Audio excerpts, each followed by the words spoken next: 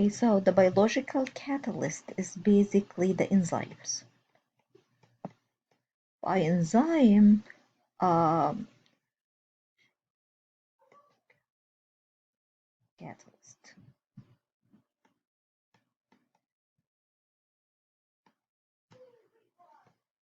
Enzymes are protein molecules that help in our bodies, that help in all the metabolic reactions in our body. How do they help, and what do they do to any reaction in general, the catalyst in general? So let's say that I will draw a graph of a reaction. This is the energy, and this is the progress of the reaction.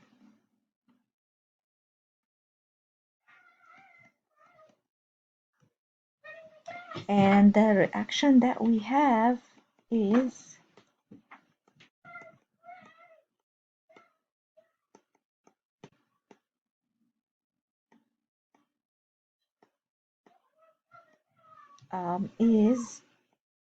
A plus B, C. So this is the reaction. And I will put on the side here a code color. So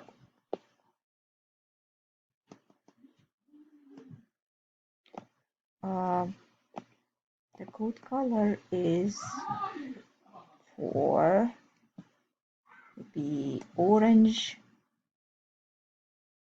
without,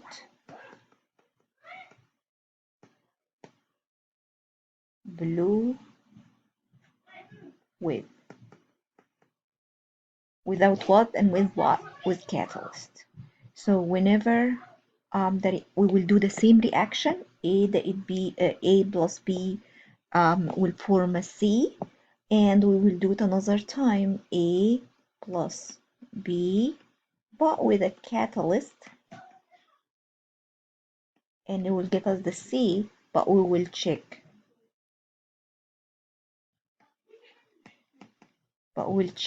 So let's start with the one that we just discussed. So here the reactants, oops, we need the orange.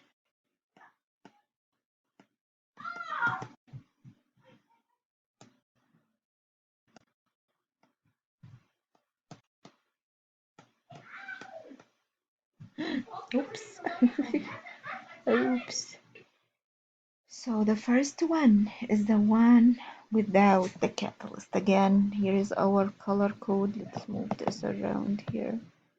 So it's more, so the orange is so without, and this is the reactant, and then in the energy they will colloid, bump into each other, and then they will start forming product here. So reactants, products, and if you remember, when we measure from here to here, we call this activation energy, right?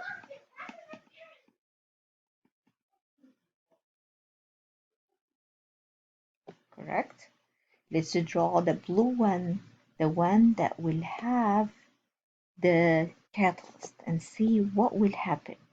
So they will also reactant, they will start the same reactant, and then you can see here they start colloid, and then will form products.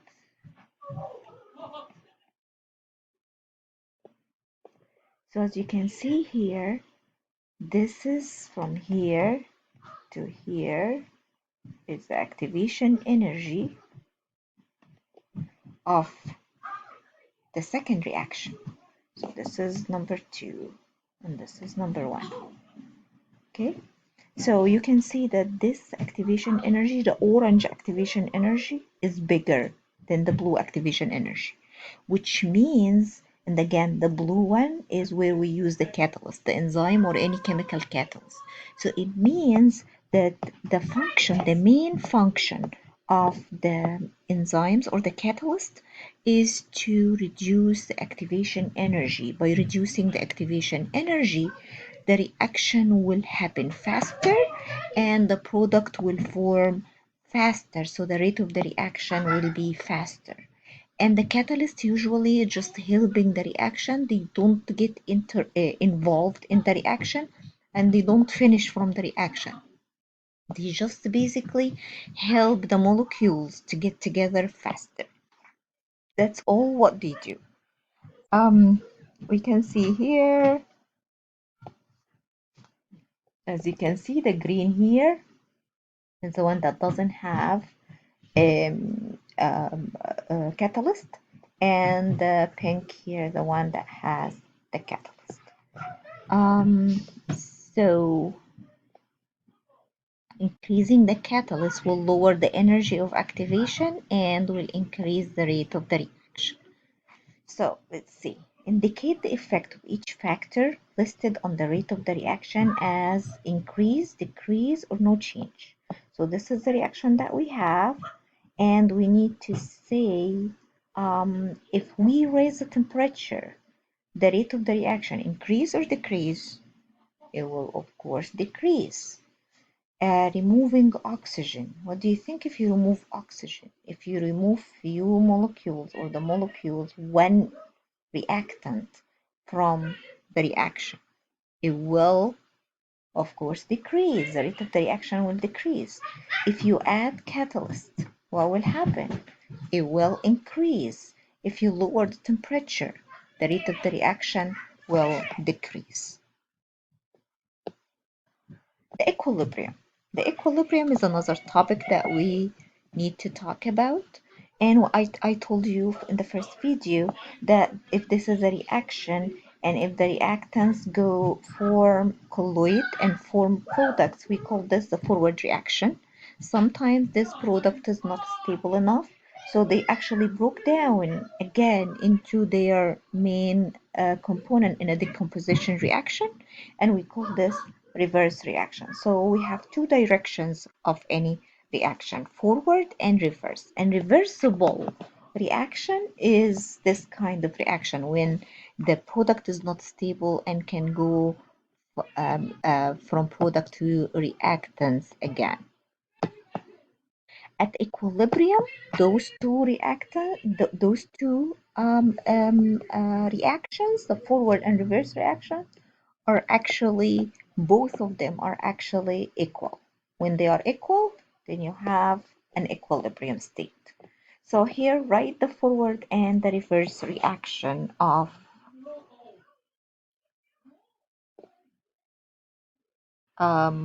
so write the forward and the reverse reaction of this reaction. So let's try to do it. So if I told you CH4 plus oxygen, H2S.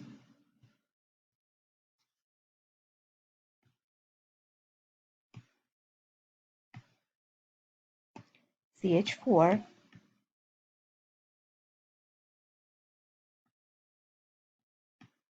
plus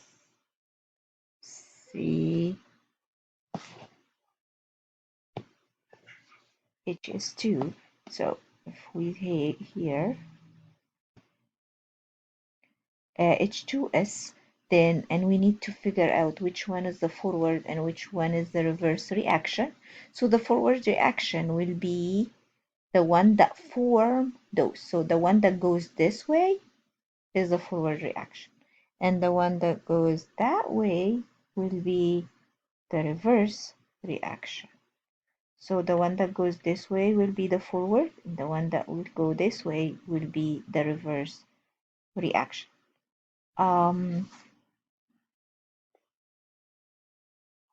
Again, write the forward. So the forward reaction will be this way, and the reverse reaction, you will write those as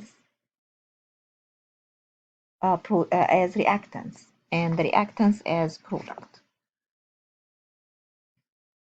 And here you can see there's something happening. Oops. Okay. And here you can see that this is the reaction rate and this is the progress of the reaction. So at equilibrium, both of them, the rate of the reverse reaction and the rate of the forward reaction, are the same, are equal. Here is a visual example. So the rate of, to determine the equilibrium, you can see here, so this is the concentration of the reactants, and this is the concentration of the products, and this is the rate of the reactants, which one is higher than which one, and when they will be the same. So here, and this is a timer, so after the time pass, and you have purple molecules and white molecules. So you have 4 purple and 4 white. So 4 plus 4, you have a total of 8.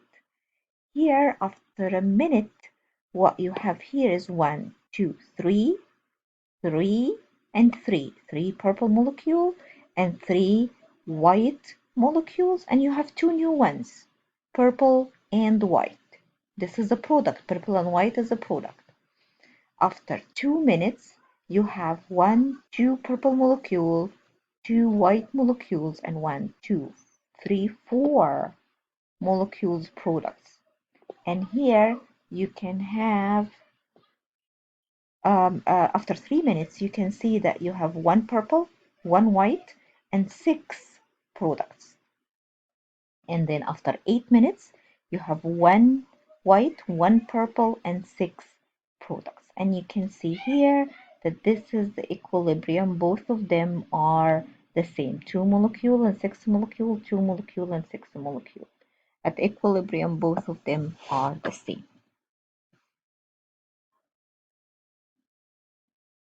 So equilibrium, when no further change take place in the concentration of the reactants and the products. Complete each of the following by equal, not equal, change, doesn't change. Before equilibrium is reached, the concentration of reactants and products, think about it, not equal. At equilibrium, the rate of the forward reaction the forward reaction is equal to the rate of the reverse reaction. Again, complete. Reactants form products in the forward reaction. At equilibrium, the reactant concentration